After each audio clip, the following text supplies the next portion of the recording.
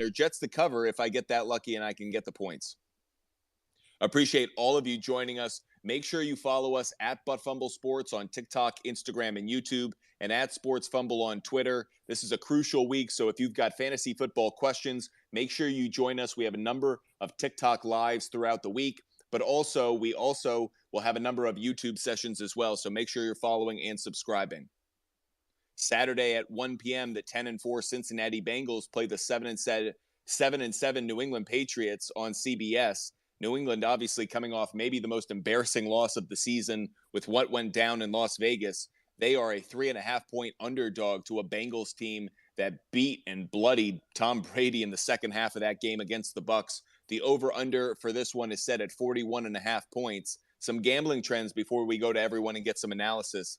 The Bengals are 5-0 against the spread in their last 5 games in December, while the Patriots are 4-1 against the spread in their last 5 games in December. The home team is 4-1 against the spread in the last 5 meetings between the two teams, and the over is 4-0 in the last 4 meetings in New England. Adam, how do you feel about this one between the Bengals and the Patriots? Well, Cincinnati right now, one of the hottest teams in the NFL, winning 6 straight and have been rolling. They did get behind against Tampa last week, but did come back. This line's interesting. It's pretty much the same line as what it was at Tampa last week. Cincinnati's back on the road again. It seems like they play all their games on the road. New England, obviously, as you mentioned, with the awful loss against Las Vegas.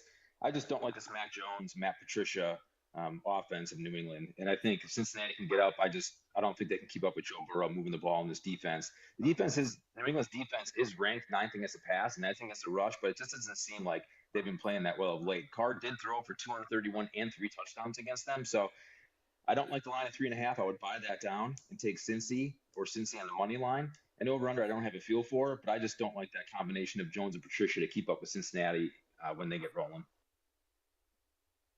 Loeb, how do you feel about this one between Burrow and Bill Belichick? Yeah, it's going to be tough for New England as much as they'd like to be on to Cincinnati. This isn't the team you want to play right now. Burrow's been really hot. As Adam pointed out, they've won their last 6 games, and they do a pretty good job covering. So even with I'm going to take Cincinnati and swallow the points. 5 of the Patriots' last 6 games as underdogs have gone over, so I got a slight lean towards the over. But yeah, I just think that New England's in a little bit of a flux, and I'm not sure that Matt Patricia and Mac Jones are on the same page right now. I feel exactly what Jay Lope is putting down.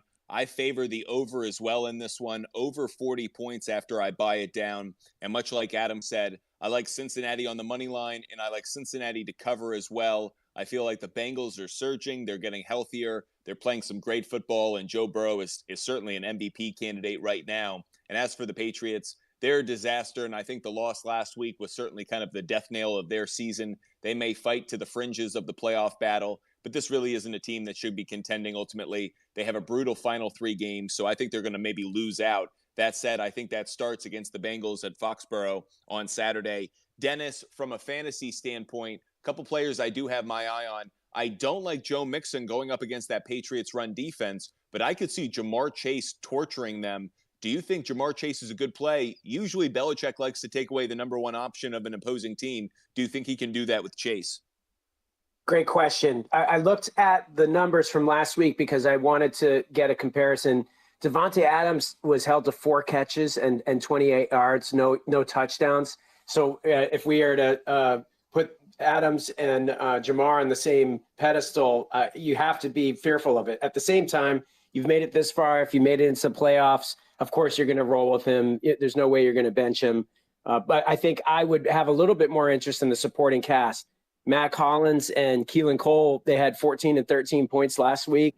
So if T. Higgins or any of the other supporting cast is someone that you might want to take a flyer on in DFS, might not be a bad bet.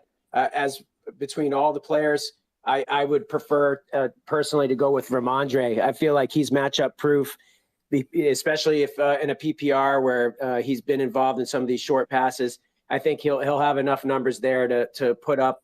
I don't know what other options they really have. It didn't look like that the Pats had many other weapons other than Ramondre, notwithstanding the botched play at the end. Love your take, Dennis. I certainly agree with you. I think Ramondre Stevenson, at worst, is the flex play for me at this point. He's just too consistent in what he can offer. And I agree with you about Matt Collins. For those out there who may need a wide receiver, Matt Collins may be a nice pickup off the waiver wire.